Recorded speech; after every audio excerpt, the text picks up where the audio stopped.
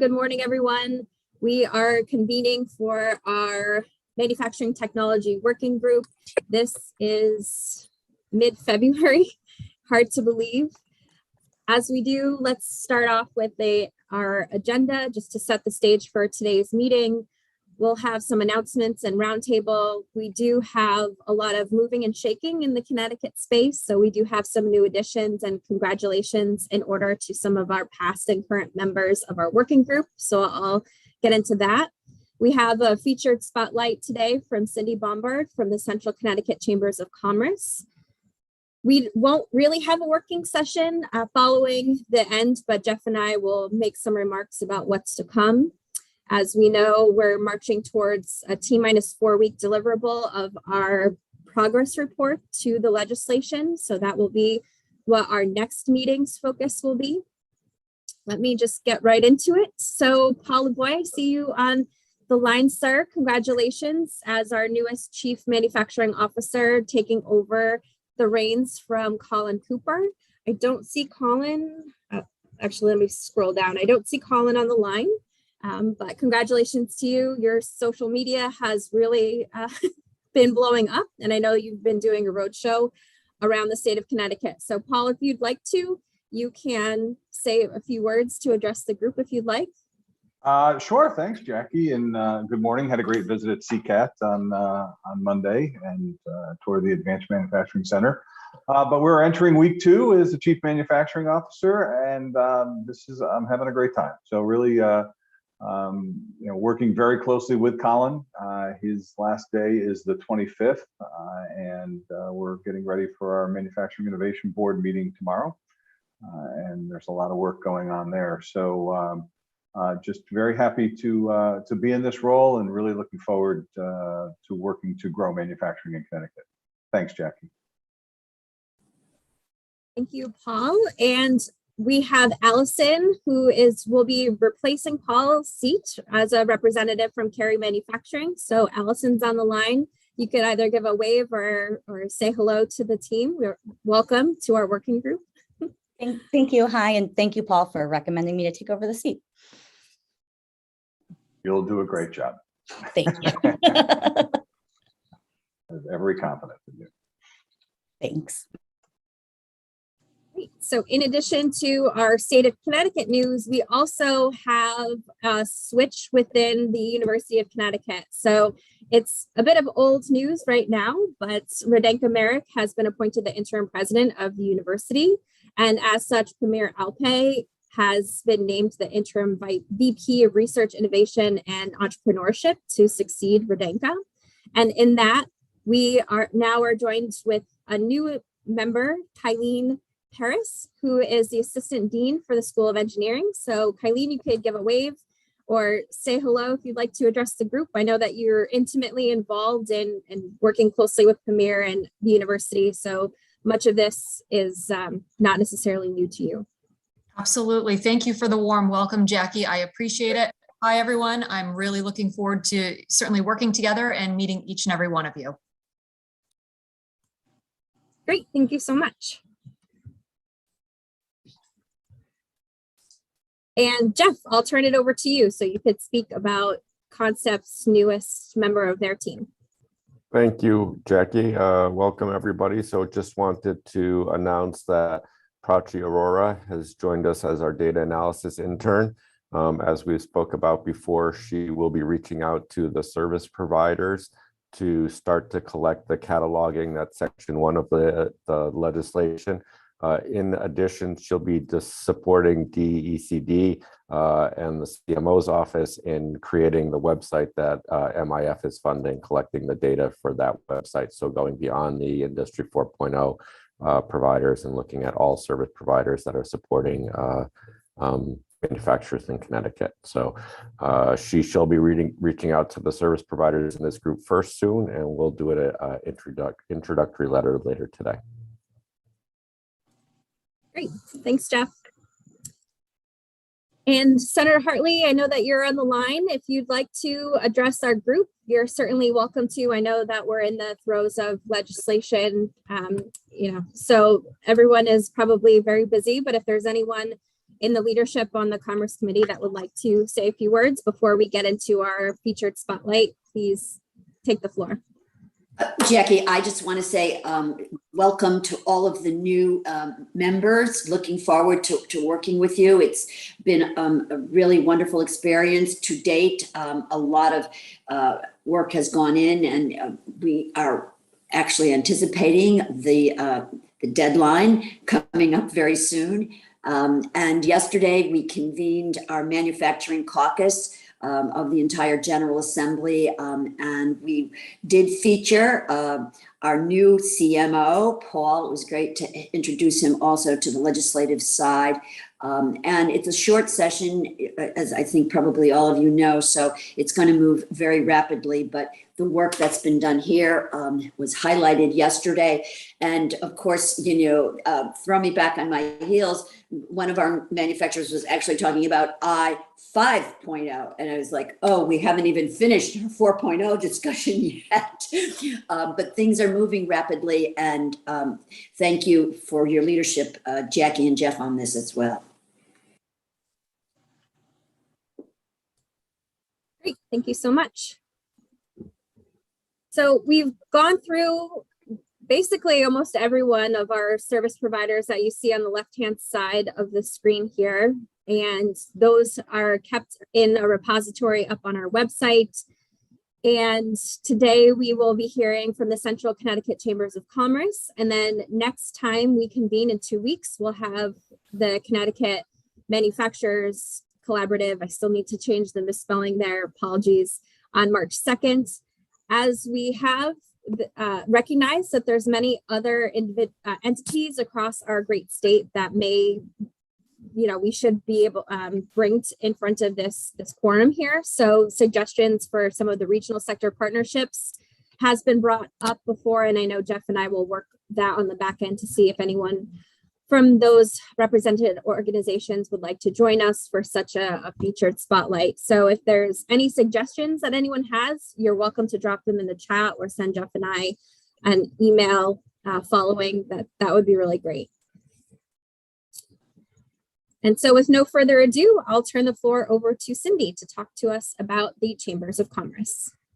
Great, Jackie. Thank you so much. And good morning, everybody. It's my pleasure to be here, but I also want to say congratulations to Paul Lavoie. Paul Lavoie is my current chair of my board. And the state of Connecticut couldn't have picked a better chief manufacturing officer besides Colin, but both of them, I'm very fond of both of them. They've done an outstanding job. So I am losing Paul to that position and will be recruiting a new chair of my chamber within the next few months. So congratulations, Paul. So the Central Connecticut Chambers of Commerce were considered one of the largest in the state of Connecticut. We're about 1,600 members strong, as little as a one-man shop all the way up to ESPN, and we cover the categories or the territories of Bristol, Burlington, Farmington, Plymouth, but we've just added Plainville. Plainville Chamber of Commerce is now merging on into the Central Connecticut Chambers of Commerce.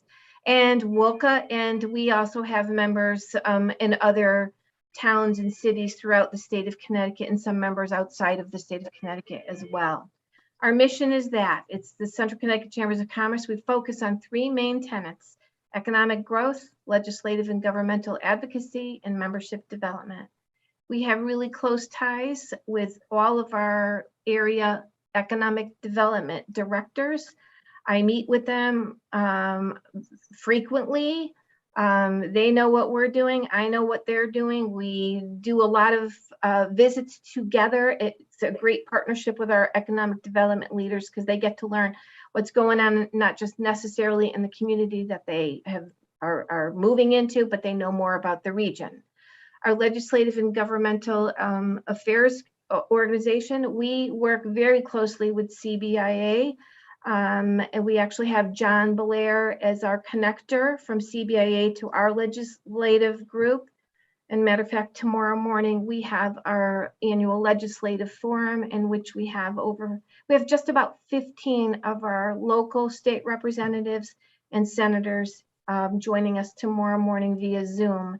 And we're going to learn what are hot topics on their plate, and they're also going to learn what the hot topics are on our plate. So, and then our membership development, we're growing every single day, not just by member growth, but chamber growth. Some chambers that are smaller, much smaller than us, that just can't necessarily sustain themselves anymore, are now merging into a central chamber, which just is allowing us to grow our region. Next slide, please, Jackie. I just, Hold on there. Yep. I only pulled up one of the first slides, so give Okay. me just a Sure. minute for maneuvering. Apologies.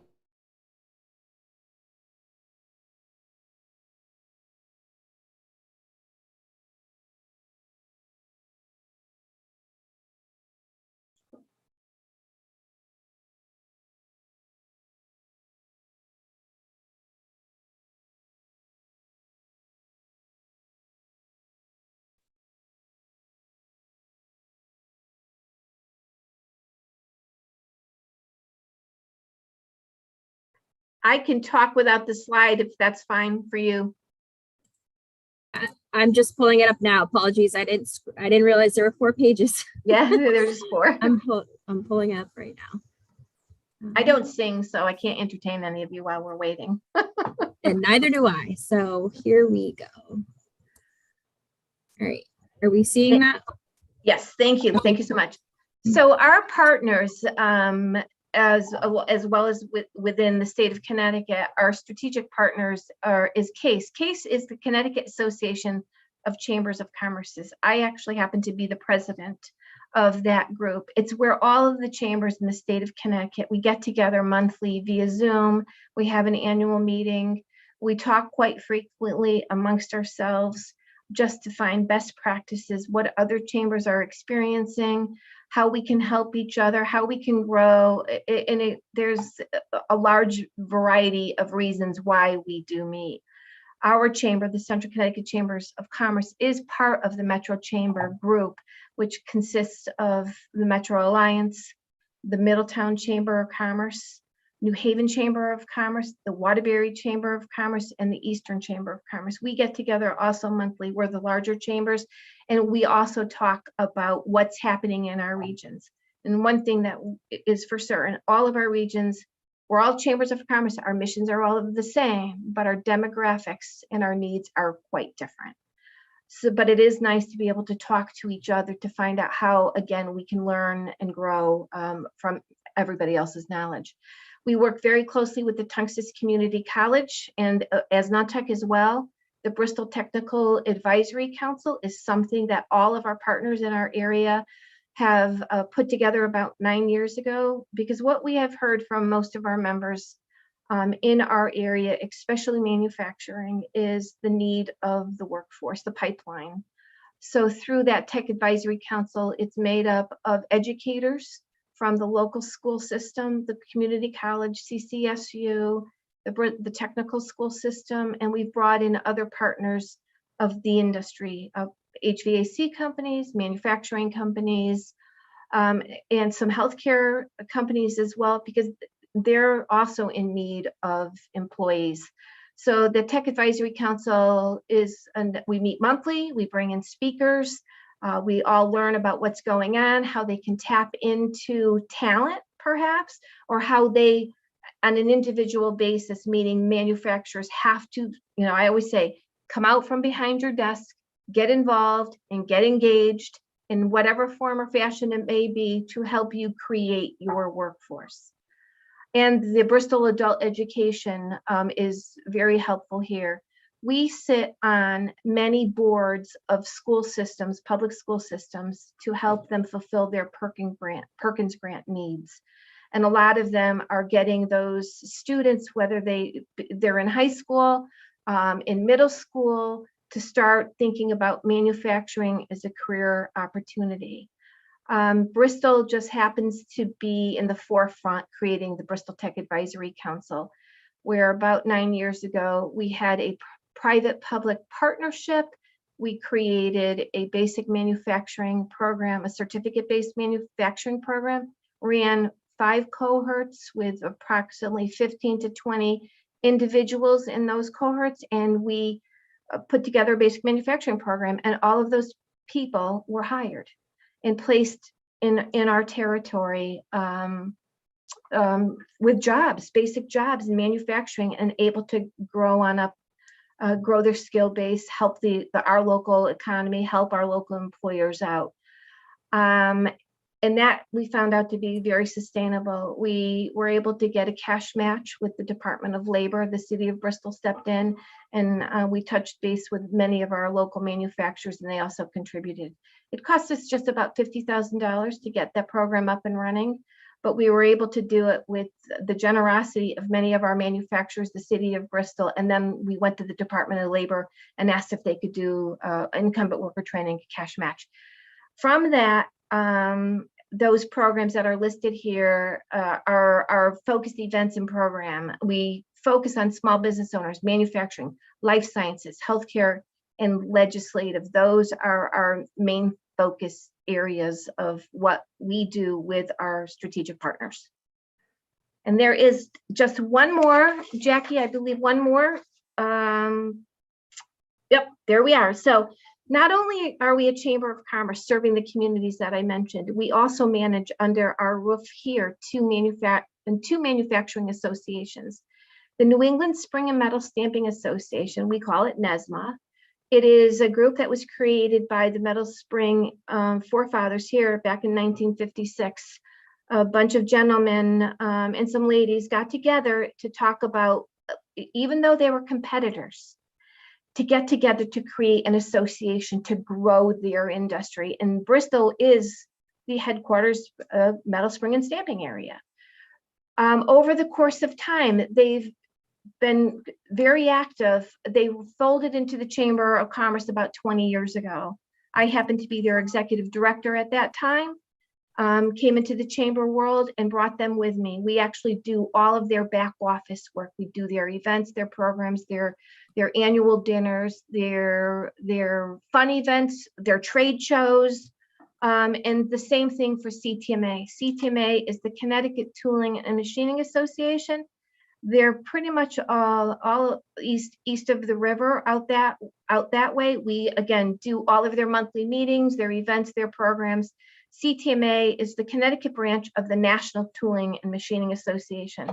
They just held their convention in Georgia, and one of my staff people attended that, helped manage it and helped run it. And again, both of those manufacturing associations, together with the Chamber of Commerce, allows us to have a seat at the Connecticut Manufacturing Collaborative, CMC.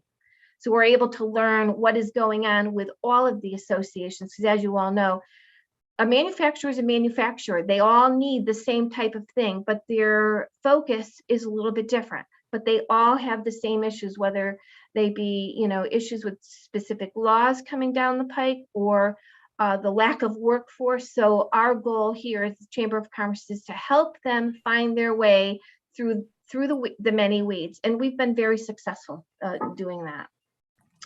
So, and then the last thing is just my card is there. If anybody wants to know anything more about how we operate and what we are doing, please feel free to reach out. The one last thing that I will add, the city of Bristol received $28 million from the ARPA fund. I am on the task force for that of 15 people. All of the partners that I mentioned, and some of you that are partners are on this call today.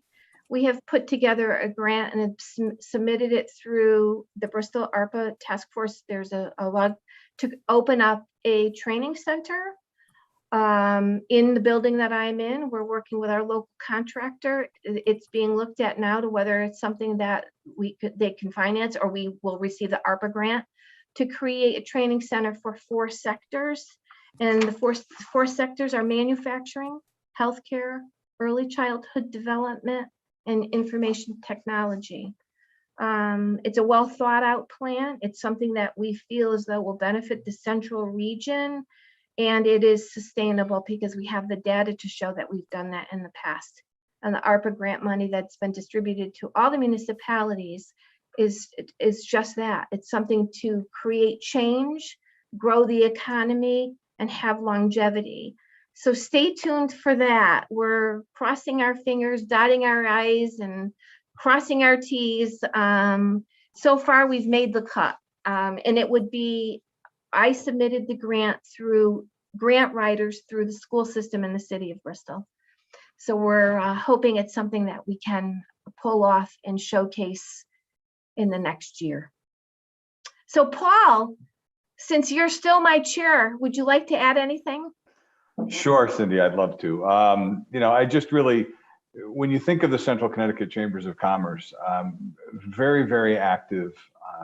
It's what I call as the board chair, the small and mighty team at the chamber. So not large in numbers, but certainly large in output.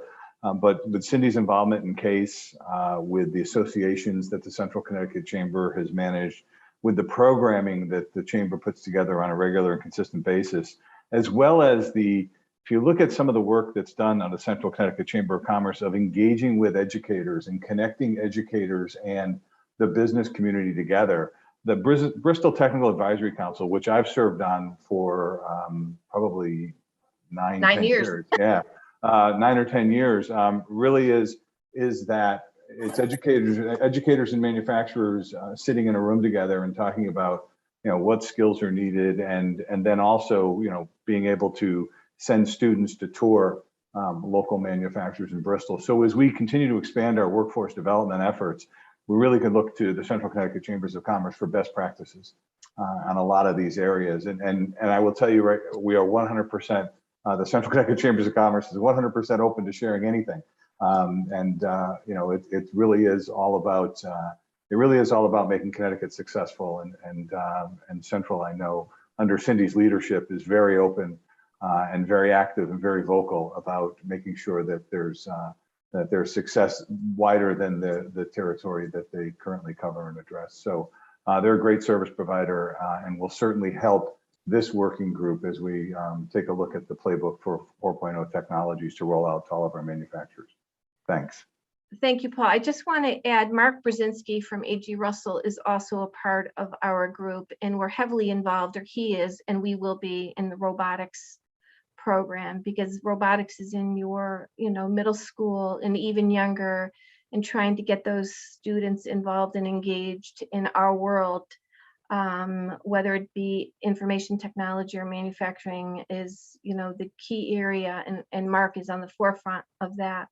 And one last thing, I'll just share an example of what we're doing here.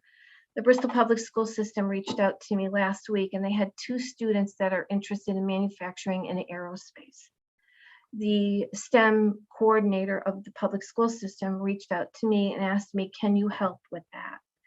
I actually have an in with 2 large aerospace companies here in Bristol, Barnes Group and Bauer Howden.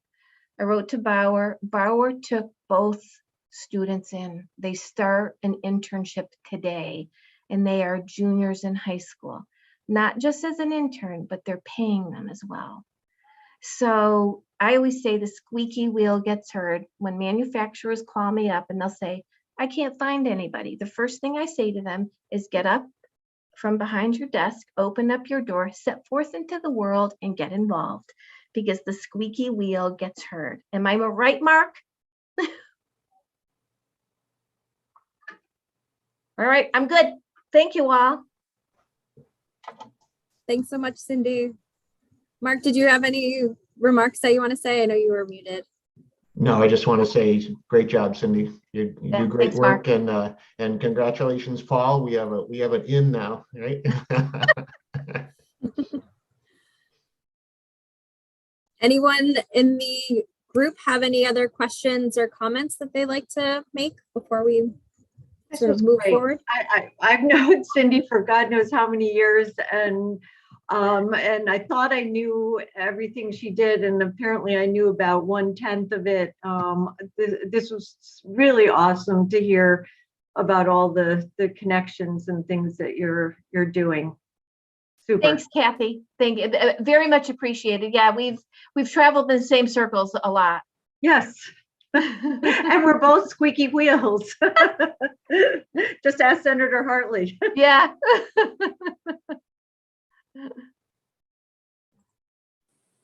I affirm that. Nice. I think we've gained a lot of momentum and insights in some of these last several spotlights. So it's great to uncover things that about each other that we haven't known before, and have folks start getting outside of their offices and outside their doors. So I know that tours and conversations and virtual meetups have been happening. So that's really fantastic. I think I'll just, I did preface this meeting by saying that we don't exactly have anything to talk through at the end of this. I'll look to everyone else if there's any comments, questions that they'd like to raise. We, introduced a new intern that will be joining the Concept team to help us really go through that comprehensive ecosystem mapping, the value stream that to create that process map and flow has, been done, and it seems like forever ago.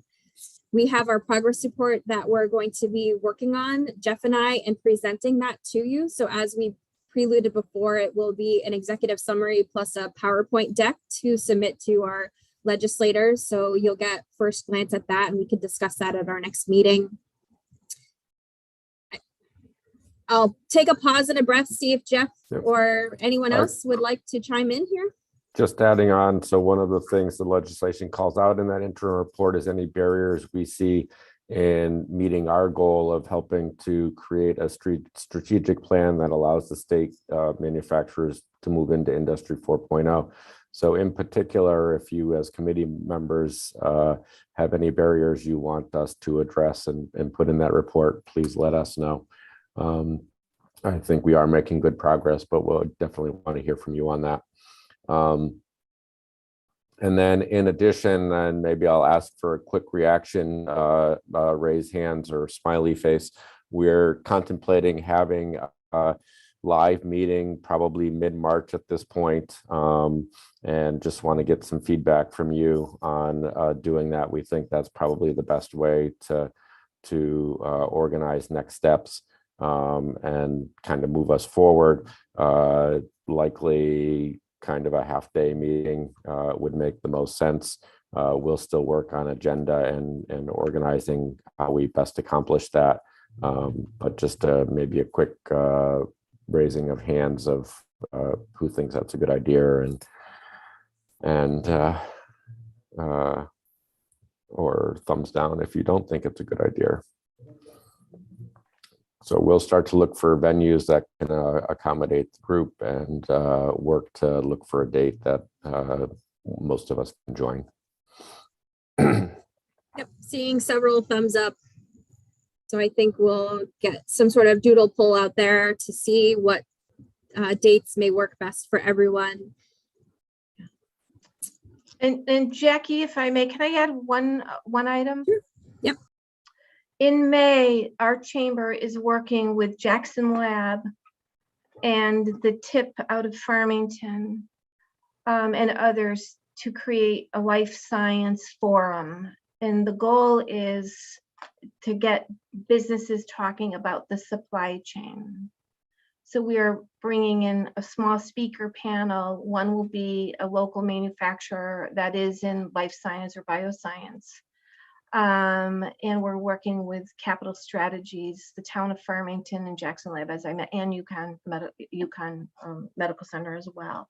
So if any of you are interested in getting on my mailing list to participate in that, it's going to be a forum with booth styles. And our goal is, you have neighbors that you can probably be working with in manufacturing, and you just don't know that they're around the corner, is to get them to understand, they may not have to go out of state or out of the country to get a supply that they need in the life science area. So that is, we're working on a May 24th date, and it will be held here in Bristol at the DoubleTree by Hilton. A shameless plug, but needless to say. Okay, thank you. Thanks, Cindy. Mm-hmm. Anyone else have any shameless plugs of things that we all should know about in the manufacturing community before we close for today early?